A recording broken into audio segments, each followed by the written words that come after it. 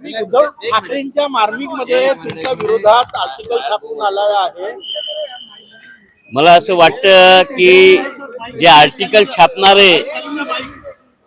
छापणारे जे कोणी पत्रकार असेल त्यांनी वस्तुस्थिती लक्षात घ्यायला पाहिजे होती की मी कशासाठी कुठे कोणाला भेटलो।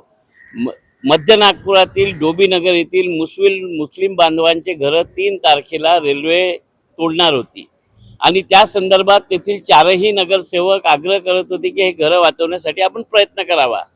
ते नोटिफाईड स्लम होती, शासनाने त्यांना घरं दिल्यानंतरच त्यांना हटवण्याची कारवाई व्हायला पाहिजे होती आणि त्यावेळेस त्या नगरसेवकांसह मी माननीय मुख्यमंत्र्यांना रस्त्यावर भेटलो।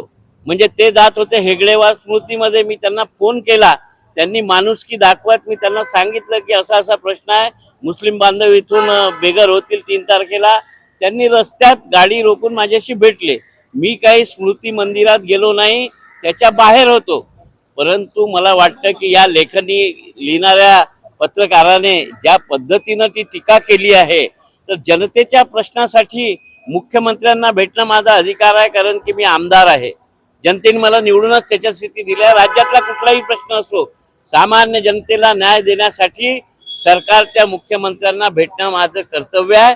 मी त्यांना भेटलो, त्यांनी त्या प्रकरणाची दखल घेतली आणि आज डोबीनगरचे घर 3 तारखेला तुटले नाही। रेल्वेमध्ये बैठक झाली आणि NIT त्यांना घरं देण्याचं कबूल केलं आहे।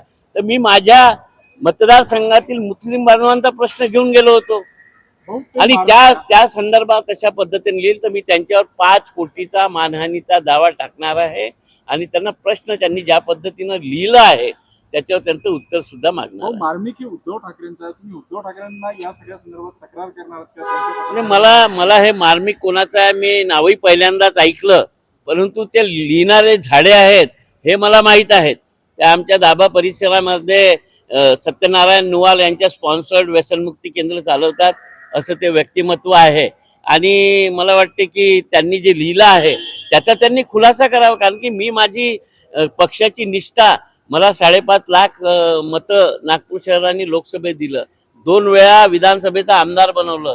लेटेस्ट महानगरपालिकेच्या निवडणुकीमध्ये माझ्या मतदारसंघात 5 जागा होत्या, त्या 11 झाल्या या काँग्रेसच्या पंजावरच झाल्या आणि मी काँग्रेस वाढवतो, काँग्रेसच्या लोकांचे काम करतो। राज्याचे मुख्यमंत्री आहे, मी आमदार आहे। जर सामान्य जनतेचा कुठलाही प्रश्न असेल तर मी त्यांना कुठेही भेटू शकतो आणि तो प्रश्न सोडू शकतो, हा माझा अधिकार आहे। आणि माझ्या अधिकारावर जर ते लेखणीने लिहित असतील तर मी कायद्यानं त्यांना कोर्टात उभा करीन। सभागृहात या संदर्भात हक्कभंग किंवा नाही, मी सभागृहात हक्कभंग तर टाकेल, पण मी त्यांना कोर्टात तिथून झालं 5 कोटीचा मानहानीचा दावा मी टाकलेला आहे।